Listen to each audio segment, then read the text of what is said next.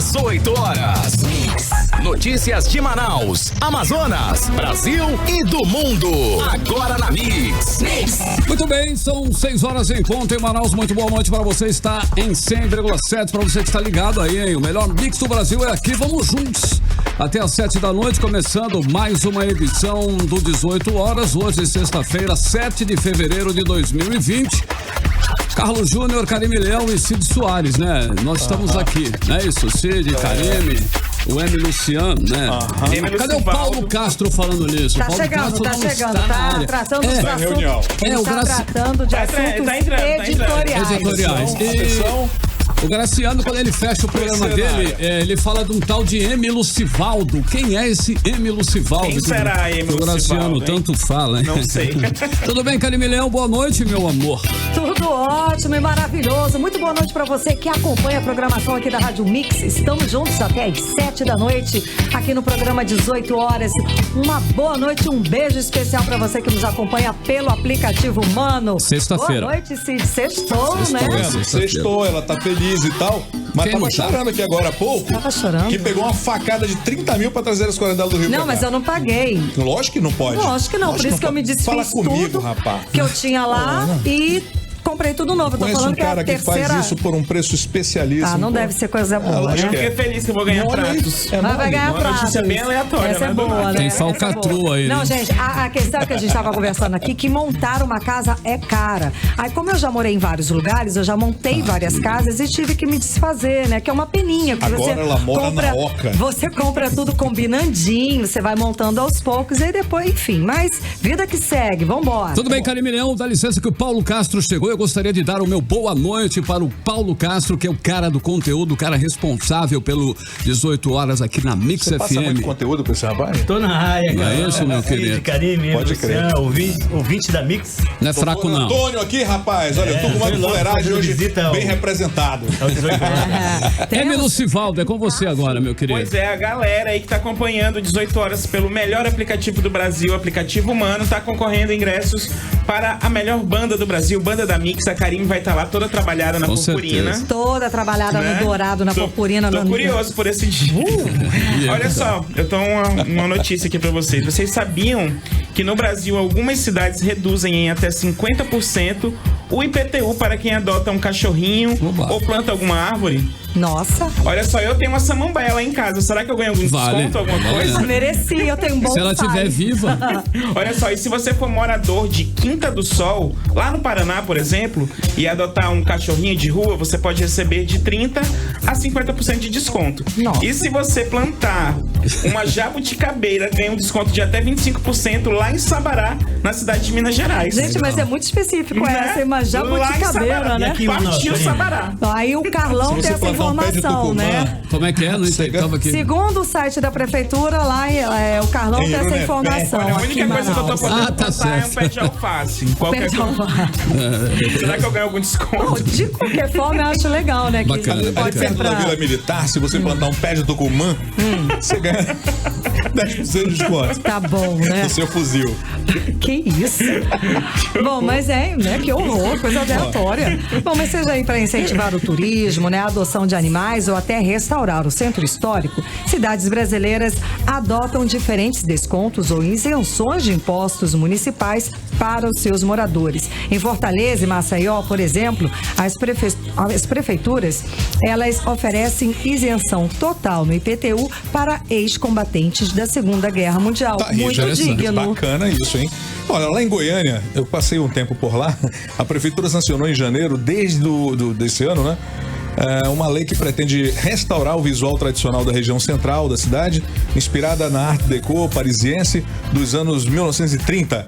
Os lojistas que restaurarem suas fachadas para este estilo e colocarem em seus cartazes no padrão determinado, podem ter até 2 aninhos de isenção do IPTU. Poxa, muito São elegante, incentivos, né? é bacana. Muito legal. Você já esteve em Goiânia? Você tava, era uma banda, era uma dupla sertaneja? que Não, você tinha lá? eu corri disso, cara. Ah, tá Pra bom. falar a verdade, eu corri.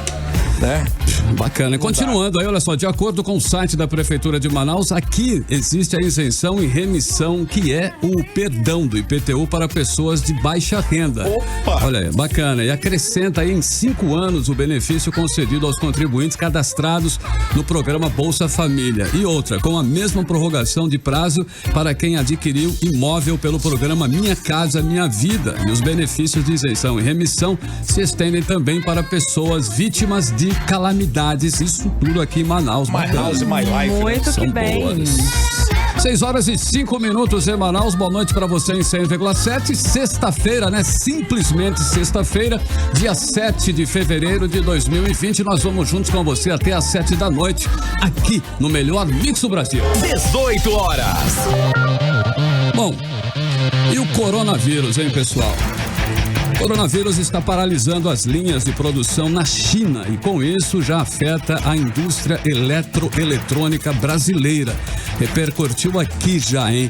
Que compra grande parte dos componentes no país asiático. E o Brasil é um dos países com maior risco de desabastecimento se o período de fechamento de indústrias lá na China, do outro lado do mundo, se prolongar. Pois é, e depois de amargar uma desaceleração no ano passado, as fábricas instaladas no país aqui podem ter o desempenho no primeiro trimestre deste ano afetado por problemas no recebimento de componentes e matérias-primas da China, que é o maior parceiro comercial do Brasil. Fabricantes de eletroeletrônicos já relatam problemas no recebimento de componentes. Montadoras de veículos e representantes do setor farmacêutico estão em alerta. O setor concentra grande parte da produção no polo industrial de Manaus, com a utilização intensa de componentes da China.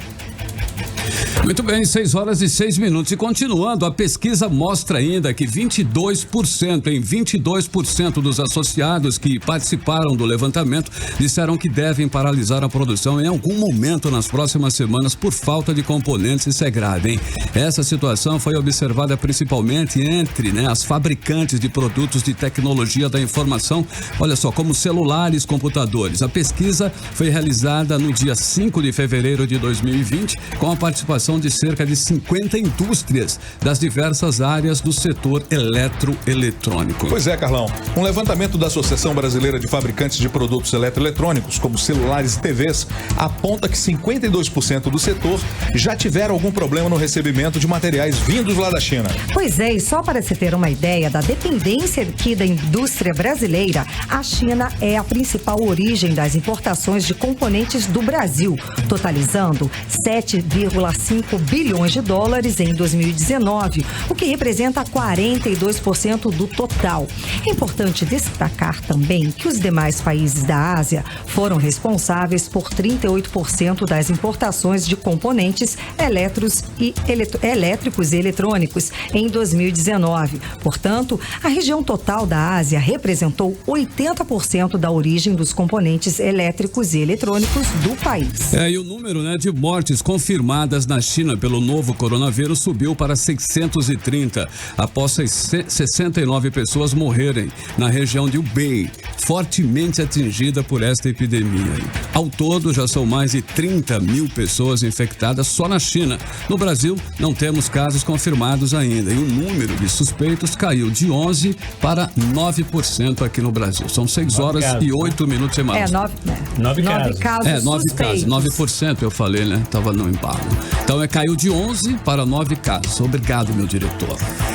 Você está ouvindo 18 horas. Em um dia depois do preço da gasolina cair mais 4,3% e o diesel mais 4,5% nas refinarias, os postos em Manaus reduziram os preços em apenas 4 centavos. 4 Isso mesmo. 4 centavos. 4 cents. 4 merrecas. 4 merrecas. Estaletas, estalactetas. É isso aí. Em alguns postos ainda que passaram a vender o litro por R$4,69. Não foi todos ainda. Não foram todos. O diesel a R$3,54. Os menores preços identificados aí na pesquisa semanal do Procon Manaus. Pois é, mas tem posto ainda vendendo gasolina a R$4,89 e até a 96 17. Olha, e está crescendo, viu, Karime? O número de governadores que aceitaram o desafio do presidente Jair Bolsonaro de zerar os impostos sobre os combustíveis. Depois do governador do Acre, Gladson Cameli, agora já se posicionaram a favor dos governadores. Os governadores do Pará, que é o Helder Barbalho, o de Goiás, que é o Ronaldo Caiado, do Piauí, Wellington Dias, e de Roraima, Antônio Denarium. Pois Denarium. Obrigado de novo, meu diretor. Bom, o governador Wilson Lima, aqui do Amazonas, só fez uma declaração e se posicionou contra a proposta de Bolsonaro de zerar os impostos sobre os combustíveis, alegando que o ICMS sobre a gasolina, o diesel, o etanol e o gás de cozinha representa 20% de toda a receita do seu governo. Realmente não dá para o consumidor continuar pagando 45% de imposto no combustível. Tem que mudar essa tributação para ontem. Zerar já é difícil, né? Tem que mudar a tributação de qualquer forma. Reduzir pelo menos em 50%. Isso já baixaria a gasolina aí para um pouco mais de, acho que uns R$3. Sim. Impactaria positivamente na economia brasileira. Reduziria os preços dos produtos e alimentos. Reduz inflação, né? Automaticamente. Vem um efeito cascata maravilhoso com isso. Você pode deixar de falar também as perdas do governo que serão compensadas aí com o aumento do consumo. Eles não param para pensar nisso. Isso é, de fato, uma consequência lógica. Exatamente. 6h10. 18 horas. Bom, no retorno dos trabalhos da Assembleia Legislativa do Estado, o Sindicato dos Médicos do Amazonas denunciou, mais uma vez aí, o caos na saúde pública do Estado. Uma série de reivindicações pelos direitos dos trabalhadores da saúde do Estado foram apresentadas aos parlamentares. Entre as reivindicações está a não contratação de profissionais da saúde por meio de organizações sociais. Vamos aos mais detalhes sobre esse assunto agora na reportagem de Júlia Gomes. No retorno das atividades parlamentares, o Sindicato dos Médicos do Amazonas, SIMEAM, denunciou mais uma vez o caos na saúde pública do Estado e reivindicou os direitos dos trabalhadores da saúde. Na pauta, a revogação imediata do decreto que congela as reposições salariais, promoções por tempo de serviço e por merecimento até 2021, assim como a revogação do aumento da alíquota previdenciária dos servidores de 11% para 14%. E a manutenção do calendário de pagamento dos servidores públicos estaduais. A categoria reivindica ainda quarteirização e valorização das empresas de especialidades de sócios na área da saúde e pede a não contratação de profissionais por meio de organizações sociais, desejo já manifestado pelo governo do Amazonas em novembro do ano passado, durante mensagem enviada à Casa Legislativa, de criar um modelo de gestão da saúde pública do Amazonas por meio de organizações sociais de saúde. As OS são instituições do setor privado, sem fins lucrativos, que atuam em parceria formal com o Estado e colaboram de forma complementar para a consolidação do Sistema Único de Saúde. Mas vale lembrar que em 2016, o Amazonas viveu um dos maiores escândalos na saúde pública do Estado, envolvendo uma organização social. A Operação Maus Caminhos desarticulou um grupo criminoso que desviou mais de 110 milhões de reais por meio de contratos firmados com o governo do Estado para a gestão de unidades de saúde. Júlia Gomes para o 18 horas. 18 horas. Cidades. Muito bem, o Ministério Público do Amazonas investiga as condições da Delegacia Especializada em Apuração de Fatos Infracionais, que trata da reabilitação de menores. Informações com o nosso repórter Asaf Augusto. O Ministério Público do Amazonas instaurou um inquérito para investigar as condições de atendimento na Delegacia Especializada em Apuração de Atos Infracionais em Manaus. Um inquérito civil publicado no Diário Eletrônico do MP do dia 20 de janeiro foi assinado pelo promotor de justiça André Alecrim Marinho. O promotor considera no inquérito que no quadro de funcionários não há profissionais especializados na área de psicologia e assistência social para acompanhar adolescentes adolescentes infratores e vítimas de abuso ou violência sexual.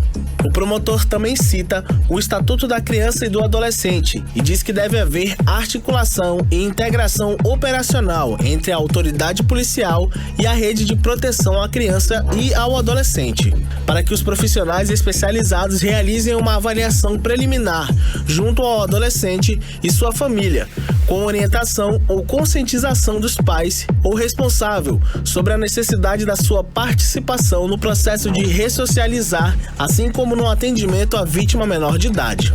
Volto com vocês. 18 horas. Muito bem, são 6 horas e 14 minutos em Manaus. Muito boa noite para você em 100,7. Atenção, você que está aí no trânsito, né? Que está circulando por Manaus. Vamos saber agora como está o trânsito nas principais rodovias, nas principais vias de Manaus com o nosso repórter Rodrigo Soares. Trânsito. Com a gente, boa noite. Vamos lá conferir o trânsito nesse momento, nessa sexta-feira. Na Avenida André Araújo, no sentido bairro, a partir do Tribunal de Justiça do Amazonas, o trânsito tem fluxo lento. Seguindo pela Secretaria de Saúde, a Suzan, o trânsito tem fluxo moderado com trechos bons e você pega um pequeno trânsito intenso perto da rotatória do Coroado, mas seguindo para Cosme Ferreira e Rodrigo Otávio, o trânsito tem fluxo moderado no momento. Volto com vocês. 18 horas.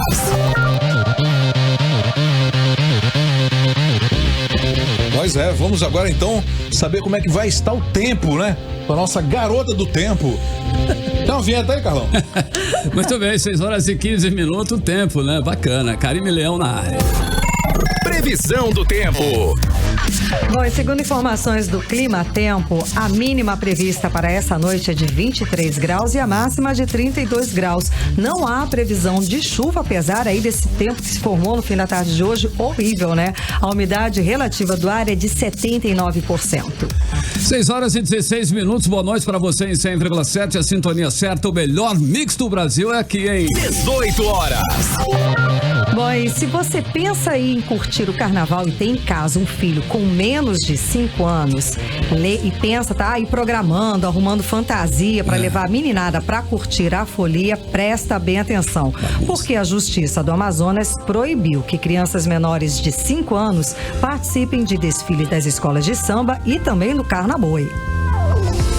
Ai, eu vou respirar por essa aqui, né? Já as crianças aí com idade de entre 5 e 12 anos só podem participar do carnaval com os pais e precisam estar com algum documento de identidade, com foto e um crachá, identificando o nome dos pais. Pois é, exatamente, né? Eu mando o modelo depois aqui pra você. Você tá preocupado, Cid? Você nem tem filho, Cid tá preocupado. Não tô preocupado. Ah, bom, tá. Eu achei, respirei porque eu achei bacana. Pois é, se você quiser levar a garotada para curtir as folias de Momo, tem que obedecer alguns critérios a mais, como explica a repórter Nathalie Moraes. Segundo o juiz, os pequenos com até 5 anos de idade não podem participar de forma nenhuma dessas festividades. Quem vai fazer todo o controle e as fiscalizações é o Ministério Público do Amazonas. Conversamos com a promotora Romina Carvalho, que explicou que é preciso fazer valer todas as prerrogativas do Estatuto da Criança. As famílias precisam saber da proibição de acesso até 5 anos em blocos, bandas, locais públicos, sambódromo. Precisam saber que bailinhos de carnaval não podem vender bebida alcoólica. Nesses bailinhos que permitem a entrada de crianças até 5 anos. Precisa saber a necessidade de uso de crachá no evento, a necessidade de expedição de alvará judicial para quem for desfilar. Isso daí já vale para o adolescente também. Então são muitos detalhes que o público precisa conhecer para que nós tenhamos um carnaval. Não vender bebida alcoólica para criança e adolescente, isso é muito importante. Nas festividades infanto-juvenis realizadas em clubes e outros locais, as crianças com até 5 anos de idade completos poderão participar, desde que haja local exclusivo e separado dos demais. O encerramento dessa festa deve ser no máximo até às 21 horas. Já nos bailes noturnos com participação de adolescentes, a entrada depende de um alvará judicial. A vigilância e a fiscalização dos eventos carnavalescos serão exercidas pelos órgãos de segurança pública aqui do estado. O descumprimento da portaria pode acarretar em multa, interdição do estabelecimento, entre outras sanções legais dependendo de cada caso. Nathalie Moraes para o 18 horas. Pois é, e aqui pelo aplicativo Humano, a galera tá concordando. A Nathalie diz que está certíssima essa situação e a justiça tem que agir sim, principalmente, né, gente, quando o pai não tem responsabilidade. Como é que você vai pra rua pra um bloco de carnaval, pro carnaboi com um bebê de colo? O PG já até desistiu de ir pro carnaval, vai ficar no carrinho dele. Tem, gente, não é ambiente pra criança, vai. Não, isso aí o pessoal já tinha que ter essa consciência, mas como não tem, né, faça valer a lei, que acho que isso é legal, né? O lugar de criança realmente é brincando em casa, não é na rua não, e no meio de fulhão, gente que bebe tudo, né, confusão generalizada. Barulho danado. Barulhão. Né? Barulheiro. É bacana, né, cara? Falta de higiene. E aqui estão falando mesmo, é pela proteção da criança, né? Lógico que sim. Pois é. 6h19 em Manaus, boa noite. 18 horas. Olha só, o governador Wilson Lima inaugurou nesta sexta-feira o Centro de Educação de Tempo Integral Maria Eva dos Santos, lá em Presidente Figueiredo. O novo SET tem capacidade aí para 960 alunos. O governador também anunciou que o governo vai retomar a distribuição gratuita de fardamento e material escolar para alunos da rede estadual, além de obras no sistema viário da cidade. Pois é, e o SET Maria Eva dos Santos custou 21 milhões de reais. Recurso aí do Banco Mundial com contrapartida do governo do Amazonas. É um projeto que começou nos governos passados e está sendo concluído pela atual administração. Beleza, em 6h20 em Manaus, olha só, o Green Day. Green Day lançou hoje o novo disco da banda chamado aí Father of All Motherfuckers. Oh yeah, motherfucker. Cid Soares, composto por 10 canções inéditas. Este é o 13º álbum da carreira do trio californiano. Nesse novo trabalho, o Green Day apostou em uma sonoridade diferente dos discos anteriores. Um bom exemplo é a faixa Father of All, com o vocalista Billy Joe Armstrong cantando em falsete em uma faixa com elementos de garage punk. Tem que ouvir isso. Deve ser maravilhoso, né? Com certeza. Este é um dos álbuns mais curtos da história do Green Day. As 10 músicas do disco somam um pouco mais de 25 minutos. Mas vamos abrir a playlist do 18 horas de hoje. Green Day, Father of All. Playlist 18 horas. 6h23, o melhor mix do Brasil é aqui. A primeira da playlist 18 horas de hoje, Green Day, Father of All, em 100,7. 18 horas. 6h23. Boa noite pra você em 100,7, na sintonia certa. E olha só, Barcelos recebe nos dias 22 e 23 de fevereiro o primeiro torneio internacional de pesca esportiva. O evento vai contar com a presença de um dos pioneiros aí da modalidade no Brasil, que é o pescador Johnny Hoffman. Ela é chamada de Capital Internacional da Pesca Esportiva. O município de Barcelos vai realizar o primeiro evento numa área de 3.600 km², com foco principal na captura do tucunaré. E deve receber cerca de 60 competidores, com nomes de destaque nacional, internacional do esporte, como um dos pioneiros da pesca esportiva, já foi citado, né, o Johnny Hoffman. Tem André Martins, né, do programa Pesca na Veia, o cantor e pescador Salomão Rossi, nosso brode. Já teve aqui, né, dando entrevista. Salomão é fera, ele tá na Fish TV, né? Não, tem Paula Mazzucchi, lá de São Paulo. Representante de São Paulo. Chegou perto, o torneio vai contar também com uma delegação venezuelana de pesca esportiva. Muito legal. Não traz o cara de lá. Não vem pescar com esse cara aqui. Bom, e lembrando aí que nós falamos sobre esse assunto no programa de ontem com o especialista, Tony, né? Exato, em pesca esportiva, o Tony Neto. É um setor que tem que ser estimulado mesmo, porque traz desenvolvimento com preservação, melhor, né? A melhor dupla aí, ultimamente, que a gente consegue ver economicamente para desenvolver uma região, né? Só para a gente ter uma ideia, são movimentados cerca de 3 bilhões de reais por ano aqui no Brasil, isso de acordo com a Associação Nacional de Ecologia e Pesca Esportiva. Nós vamos montar aqui um grupo, né? Vamos atrás do tucunaré de 14 quilos. Só tem pescador fera aqui, né? Eu acho que só tem gente que tem conversa de pescador, hein? Que essa história que o Paulo pescou, qual foi o 13 quilos do cunaré, Karine. 5 quilos? 5 quilos, 5 quilos tá bom. Para, né? Tudo bem. Falando de pesca aqui. Estamos falando de pesca. Eu gosto disso. Seguimos direto, então, para a entrevista do dia, Carlão. Muito bem, são 6h25 em Manaus. Muito boa noite para você em 100,7. Boa noite para você na sintonia certa até às 7 da noite, 18 horas. 18 horas. Entrevista do dia. E o nosso entrevistado de hoje é o senador Eduardo Braga, líder do MDB, o maior partido do Senado. Seja muito bem-vindo ao programa 18 horas aqui aos estúdios da Rádio Mix. Tudo bem, senador? Tudo bem, Karime, tudo bem, nossos ouvintes.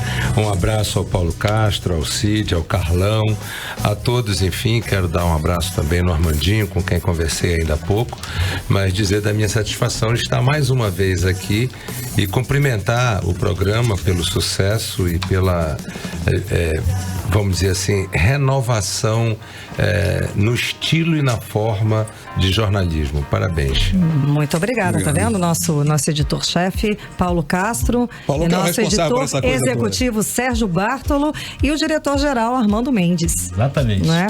Bom, senador, o presidente Jair Bolsonaro, ele assinou agora na quarta-feira, dia 5, o projeto de lei que autoriza a exploração mineral, que está dando uma polêmica danada, né? Produção de petróleo, gás e geração de energia elétrica em terras indígenas. Qual o seu posicionamento a respeito dessa questão? Eu acho que mais do que na hora de nós enfrentarmos esse tema, porque afinal de contas, a demarcação das terras indígenas, que nós todos lutamos na época que estávamos na universidade, etc., pela demarcação das terras indígenas, era para melhorar a vida do povo indígena. Anos, décadas depois, os nossos índios continuam tão pobres quanto eram.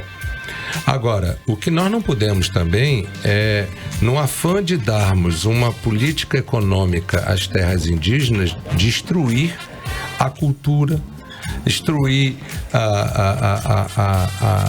a população indígena e destruir o meio ambiente, a fauna e a flora. Nós precisamos ter equilíbrio sobre isso. É possível conciliar?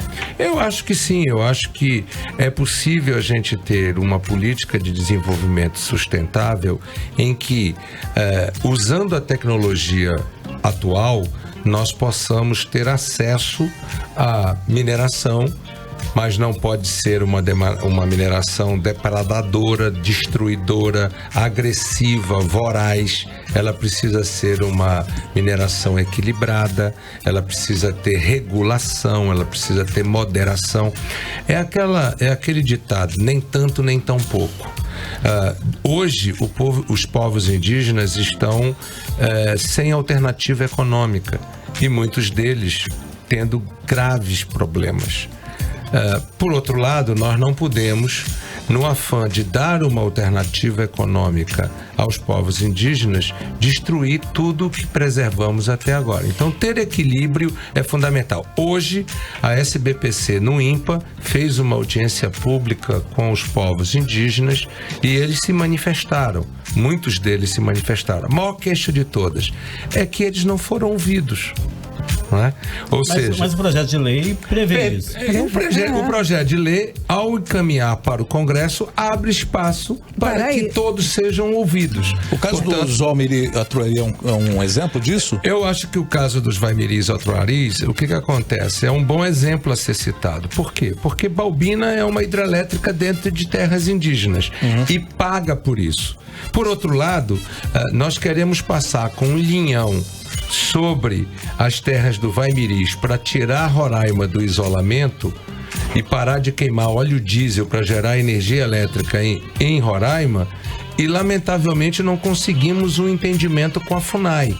Então, é exatamente um bom exemplo dos dois lados da moeda, né? De um lado, o que acontece com Balbina e com as populações indígenas, e o que Pitinga também, né? Oi? Pitinga também, né? Pitinga é a mesma coisa. Então, eu acho que se nós tivermos equilíbrio, bom senso e uma boa regulação, não é ruim dar atividade econômica para as terras indígenas. Agora não podemos destruir. Agora, e qual a possibilidade dessa proposta ser aprovada lá no Congresso? Eu acho que vai ter muito debate, muita discussão, vai amadurecer, e eu espero que nós tenhamos o bom senso de aprovar uma legislação que seja boa para o Brasil. Né? Que não seja boa para os interesses econômicos, mas seja boa para o Brasil, seja boa para os índios, seja boa para todos os brasileiros, e que nós possamos ter uma política de desenvolvimento sustentável a partir daí. Eu espero que nós possamos avançar. Senador, a mineração em terra indígena, isso pode complicar os negócios do Brasil no exterior? Pode. Esse é um dos alertas laranja que nós precisamos ter, porque agora em Davos, e eu estive com o Paulo Guedes essa semana, uma das grandes preocupações da comunidade internacional, e isso está representado inclusive na participação do capital estrangeiro na Bolsa de Valores brasileiras. No final do ano passado, o balanço foi que nós tivemos perda de capital estrangeiro na Bolsa brasileira. O investidor estrangeiro saindo do Brasil. Por quê? Insegurança jurídica com relação à sustentabilidade. Portanto, é preciso ter a atenção do bom senso e do equilíbrio. Portanto, é um tema que precisa ser enfrentado, nós precisamos ter a coragem de enfrentar, discutir com maturidade o tema, mas nós não podemos ser precipitados, nem termos arrobo de arrogância, né? De dizer, vou fazer, vou acabar, e aí nós vamos ter consequências graves. Principalmente se lixar para o mercado internacional. Claro, complica, né? Opinião internacional. Tem um detalhe que a gente precisa atentar também. Como discutir um tema tão importante se o povo lá de Brasília não conhece a realidade aqui do local? Eu concordo com você, mas hoje o Congresso Nacional é uma grande caixa de ressonância, né? Então, as populações indígenas, do mesmo jeito que hoje se manifestaram nas redes sociais, etc., houve uma audiência pública no INPA sob a coordenação da SBPC, Sociedade Brasileira pelo Progresso da Ciência, aonde os índios se manifestaram. Ou seja, no mundo moderno é impossível as pessoas não fazerem as suas posições chegarem, né?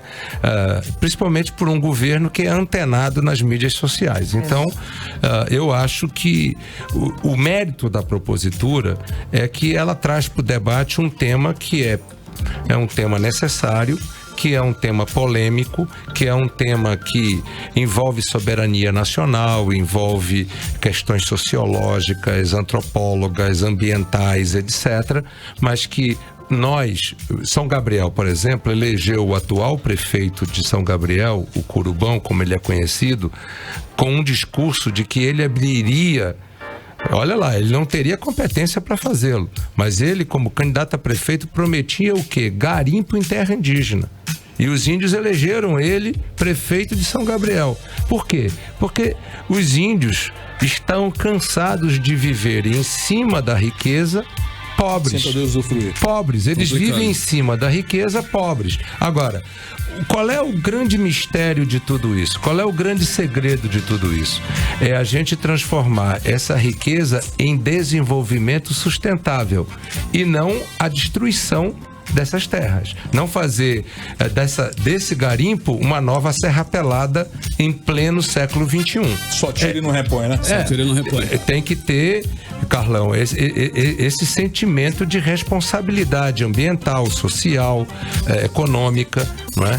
E eu acho que o grande mérito de tudo isso é a gente poder discutir isso em pleno século XXI. Senador Eduardo Braga, o Cid até comentou aí que Brasília não conhece a nossa realidade aqui. Até que ponto Brasília não conhece o Brasil como um todo? Só por curiosidade. É absurdo. O Brasília não conhece o Brasil.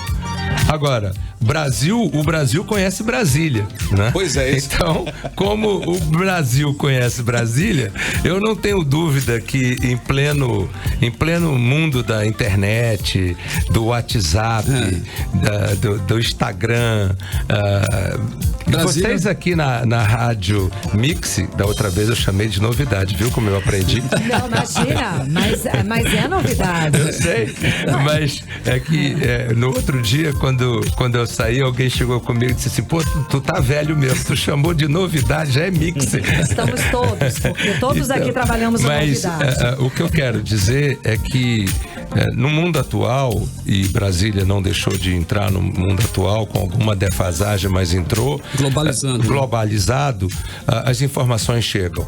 E hoje a interação e a interatividade com o próprio cidadão é muito maior em função da rede social, pro bem e pro mal. É preciso ser dito que essa interatividade vale tanto pro bem quanto pro mal. Mas ela é importante, nós estamos aprendendo. Ela está contextualizada no século XXI. Então, vamos em frente, porque é assim que nós vamos fazer o mundo girar. Senador, e essa portaria do ICMBio que autoriza a pesca esportiva em áreas de preservação aí federais, isso pode ser estendido às áreas de preservação aqui do nosso estado? O senhor é a favor dessa medida? Sou muito a favor. E como pescador, eu fico... Mais um pescador, nós temos aqui. Mais um pescador. Mas eu nunca tive a felicidade igual o Paulo de pegar o tucunaré de 14 quilos. Estamos ainda apurando essas informações, senador. Eu confesso aqui que estamos apurando a veracidade. Ainda não tive essa felicidade.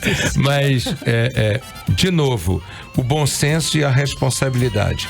Abrir essas áreas para a pesca esportiva, é preciso fazê-lo com condições e com cuidado. Porque eu mesmo, como governador, eu fechei, por exemplo, o Baipendi. Nós recuperamos o Baipendi. Depois, um outro governo, vamos falar, o Melo abriu o Baipendi para pescaria. Com 2 meses que ele abriu, entrou um barco pesqueiro, jogou bomba e acabou com um trabalho de recuperação de 8 anos. Então, é preciso ter a abertura, mas com responsabilidade, com bom senso, com equilíbrio. Eu acho que a pesca desportiva nessas áreas, eu sempre disse, e olha que eu sempre fui uma pessoa preocupada com o meio ambiente. Quando fui governador, implantei o Bolsa Floresta, Zona Franca Verde, enfim, várias políticas de sustentabilidade. Se você não tem uma atividade econômica e uma relação de custo-benefício, de uso, aquilo que a gente não usa, a gente não cuida. Aquilo que vira uma coisa isolada, segregada, a gente não vigia, entendeu? Então, eu acho que eu apoio, acho que essa é uma medida importante. Agora, nós precisamos monitorar, fiscalizar, ter o cuidado para que a gente, ao abrir para a pesca desportiva, não desvie isso, não deturpe e acabe destruindo a preservação que foi feita nessas áreas. Da mesma forma aí da mineração, da mesma forma das outras atividades, né? Tem uma frase de um poeta que diz o seguinte: as pegadas são, de qualquer forma, um legado do meio ambiente, né? Ou seja, quando você anda numa praia deserta, fica sempre as pegadas, né? Então, o resto é saber se nós vamos fazer uma fogueira e destruir tudo isso, ou se nós vamos ter o cuidado, o zelo de fazer a caminhada, deixar as pegadas, mas não destruir. Senador, o superintendente da SUFRAM, o Coronel Menezes, ele anunciou que o presidente vai assinar nos próximos dias um decreto fixando aí em 8% a alíquota do IPI para as indústrias e concentrados da Zona Franca de Manaus, que valeria também, claro, né, de junho a novembro. Isso dá uma tranquilidade ao setor? Ainda não.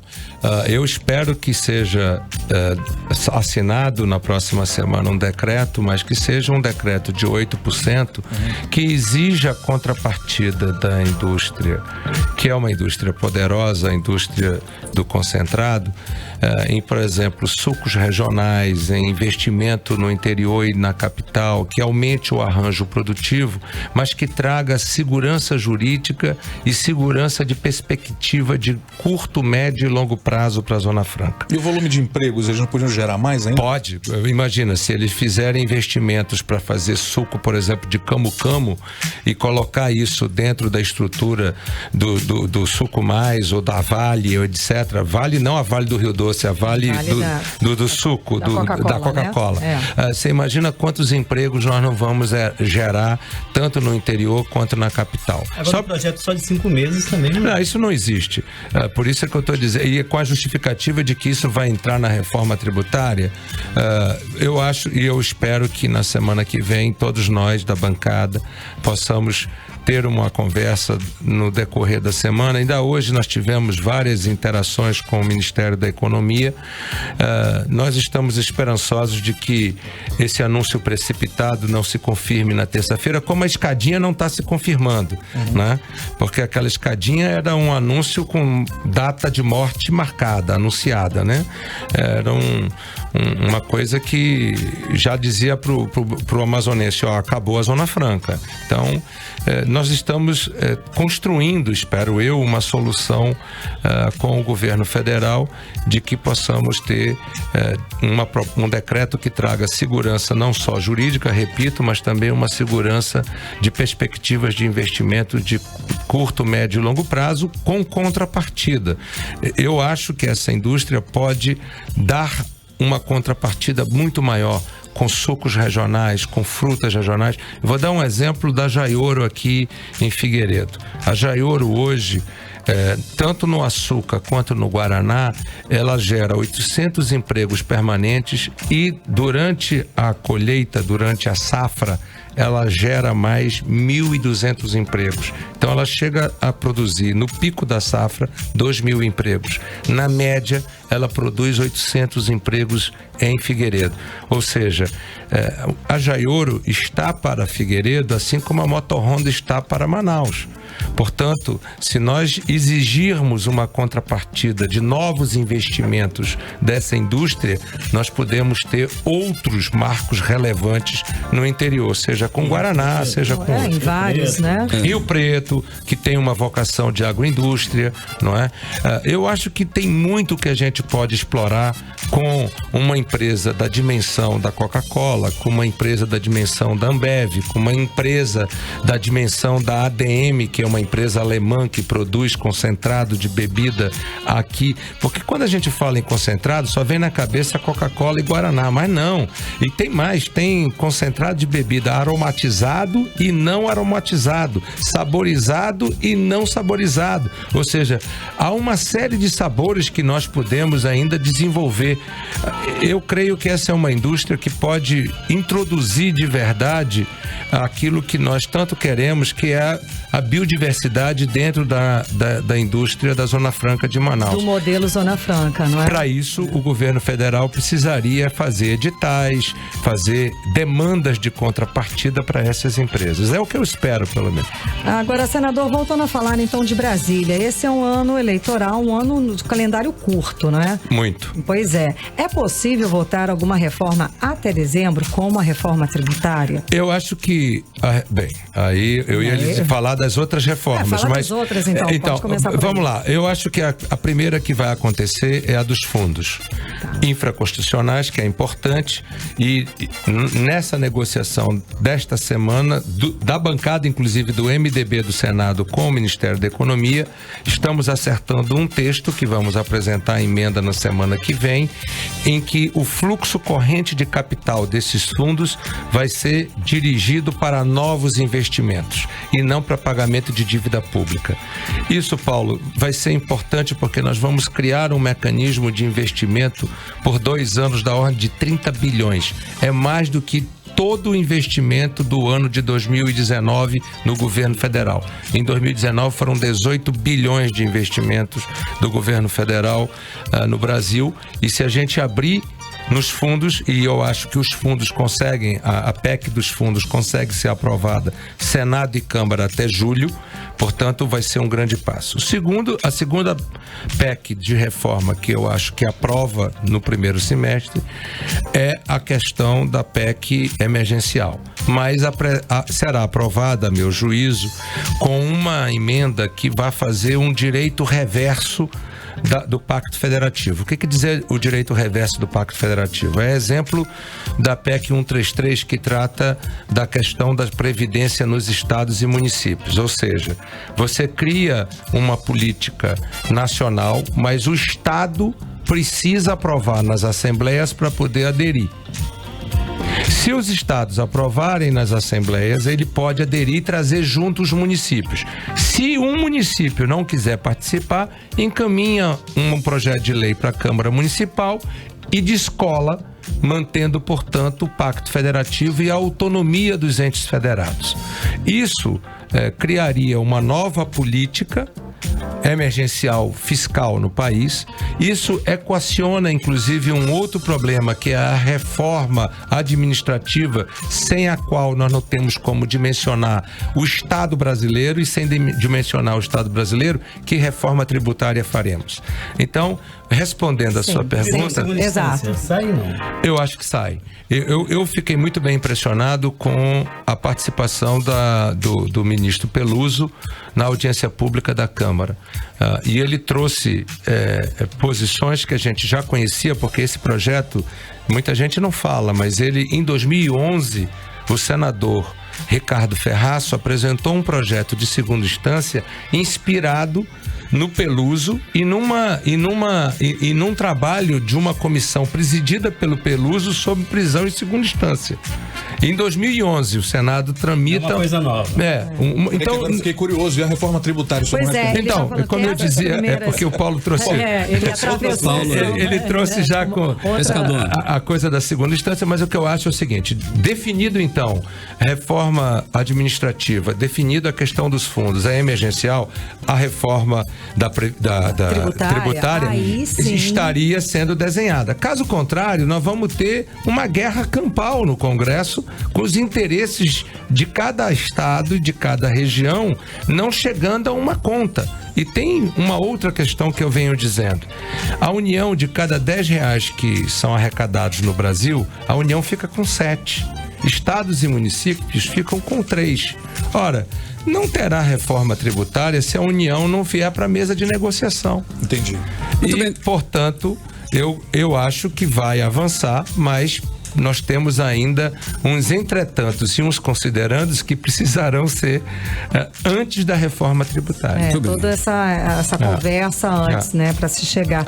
Bom, o senhor afirmou aqui, já em outros programas, que não é candidato a prefeito, mas o MDB, esse partido, vai lançar candidato a prefeito em quantos municípios do Amazonas? O senhor já tem essa ideia? Hoje nós fizemos um balanço, nós já temos candidatos a prefeito em mais de 30 municípios do estado. Hoje nós fizemos esse balanço. Talvez cheguemos a algo como 45, 47. Você poderia citar alguns municípios? Claro. Lábrea, por exemplo, o Jean é prefeito do MDB, está fazendo um belo trabalho e é nosso candidato à reeleição. Bruno, em Carauari, é prefeito do MDB e é candidato à reeleição. Adenilson, de Nova Olinda, é do MDB e está fazendo uma bela administração e candidato à reeleição. O prefeito Jair do Manaquiri também é do MDB e candidato à reeleição. Só para citar alguns que são... Manaus, o que nós do MDB estamos fazendo é conversando. Nós queremos ter uma proposta para Manaus, e isso será ou em candidatura própria ou em aliança, mas o que nós estamos vendo é que são muitas as candidaturas postas no primeiro turno e muito provavelmente o que acontecerá, já que não haverá coligação para a eleição de vereador, é que quem não tiver candidatura majoritária vai ser penalizado na chapa de vereador, porque não haverá coligação para vereador. Então, nós estamos reunindo com os vereadores do MDB na capital, tivemos uma conversa já com a executiva. Nós estamos trabalhando para que a gente possa, até o mês de abril, ter uma construção definitiva do MDB na cidade de Manaus. Muito bem. Senador, o presidente Bolsonaro está mais maleável esse ano? O Bolsonaro é uma figura, cara. O Bolsonaro é uma figura. E tem mais. Ele é um cara muito espontâneo, entendeu? E ele está criando uma nova forma de governar. Ele governa dando entrevista todo dia na porta da Alvorada. Ele governa falando pelas mídias sociais. Twitter, principalmente. Ele governa Ele demite pelo Twitter. Ele demite pelo Twitter. Enfim, ele é uma figura. Agora, ninguém pode desprezar, primeiro, o valor dele, porque ninguém chega à presidência da República sem ter valor. Ele tem valor. Segundo, é a coragem dele. Essa proposta que acabou de acontecer com relação à mineração em terra indígena, por exemplo, é de uma coragem, é de uma audácia que os pobres mortais não têm. Não é? Agora, ele também está aprendendo a lidar com essa postura de presidente da República, porque não é pouca coisa ser presidente da 8ª economia do mundo e de 210 milhões de brasileiros, né? E essa questão de zerar o ICMS? É isso que eu perguntar. Isso aí eu acho que é um exagero verbal, né? O que ele sinalizou, e vê como é que é o espírito do Bolsonaro, a meu juízo, eu posso estar completamente equivocado, e olha, eu não sou eleitor do Bolsonaro, mas eu tenho respeito pelo Bolsonaro.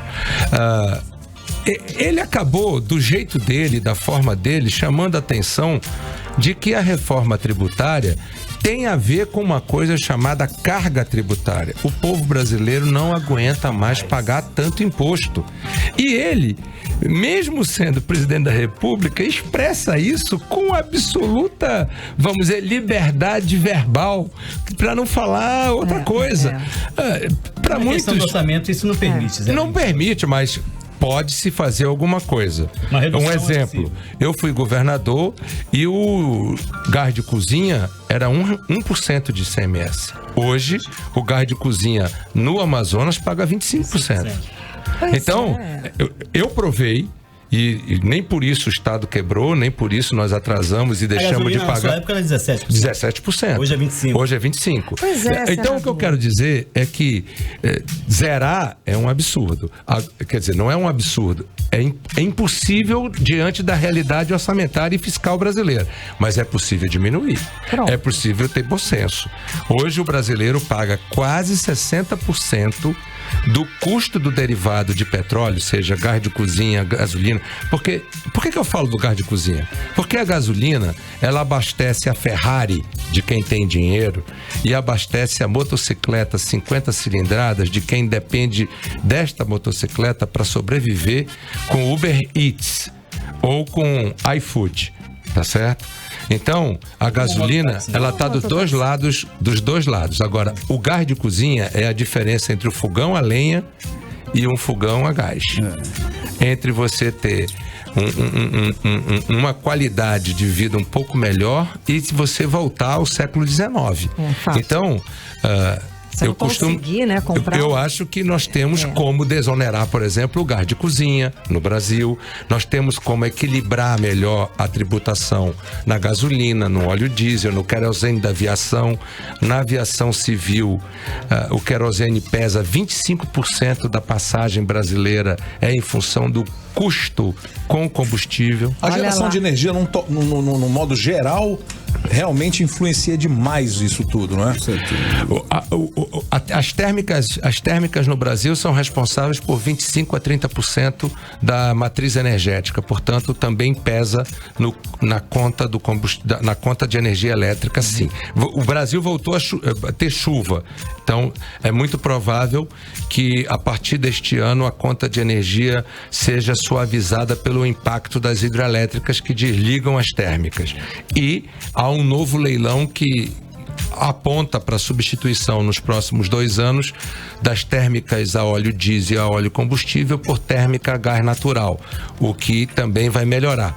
Mas, sem dúvida nenhuma, há uma tributação muito grande também sobre o combustível das usinas térmicas. Pois é, daí abre-se um leque enorme infinito para crescimento econômico e geração de emprego. Pagamos muito imposto. Senador, e nem sempre para ter o serviço que a gente merece. Exato. Quase sempre. Então já são assuntos, de repente, para um próximo encontro. Com certeza. Já fica convidado. Com certeza. Com certeza. Muito obrigada pela sua presença hoje aqui. Conversamos com o senador Eduardo Braga, líder do MDB, o maior partido do Senado. Muito boa noite, muito obrigada pela sua presença mais uma vez aqui. Eu que agradeço mais uma vez e cumprimento a todos e tomara que eu consiga pegar aquele tucunaré que o Paulo estava falando, viu? 5 quilos, né? Não, 5 não. 13, não, 14. 13 Como eu sou do MDB, 15. Vai lá. Agora 6 horas e 54 minutos em Manaus. Boa noite pra você em 100,7, a sintonia certa. 18 horas. É o melhor mix do Brasil. Aqui, olha só, hein? O Remix Rodeo de Lil Nas X acaba de ganhar um clipe que carrega aí no clima, hein? Um clima muito pesado, né? Um clima de terror.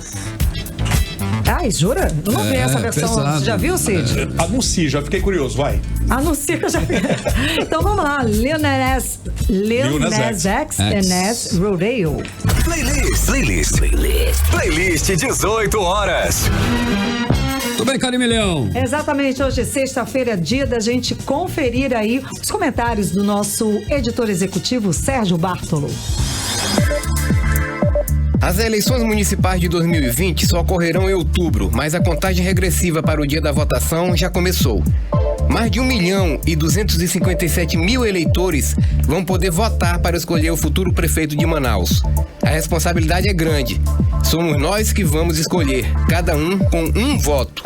Mas, até outubro, tem muito tempo para pensar e analisar. E, só para começar, os eleitores devem ficar de olho em algumas regras que os candidatos devem seguir. Uma delas, que já está valendo, é a que proíbe a distribuição de bens e valores pelos órgãos públicos e programas sociais por entidades vinculadas a pré-candidatos.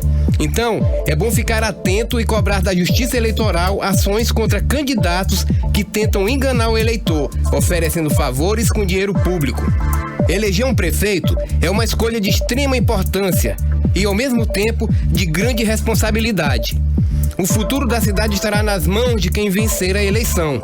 O eleitor deve saber quais são as principais funções de um prefeito. A primeira é zelar pelo dinheiro do contribuinte, não roubar e não deixar roubar. O eleitor também deve ficar atento na escolha dos vereadores. Afinal, são eles que vão julgar o prefeito que venha a cometer algum crime. Karime, Cid, Carlão. Tudo bem, não roubar e não deixar roubar, hein, Cid e Karime? Vocês ouviram aí. Exatamente. Agora, faltando 1 minutinho para as 7 da noite. Vamos para o finalmente, né? Aos nossos convidados para a Banda da Mix. Vamos lá, quem vai pular muito carnaval aí com a Karime, comigo, com todo mundo, é a Ádila dos Santos Vieira e a Natália da Silva. E daqui a pouco tem Mano Amizade no aplicativo Mano. Valeuzaço, gente. Obrigada pela companhia. E até amanhã. Até amanhã, Cid. Amanhã, amanhã é Karime Leão. Bom fim de semana, meus amores. Então, da Karime Leão. Até segunda. Muito bem, continue em 100,7. O melhor mix do Brasil é aqui. Daqui a pouquinho, hein? Na sequência, tem um Mix Tudo. Você está na Mix, o melhor mix do Brasil. Rádio Mix.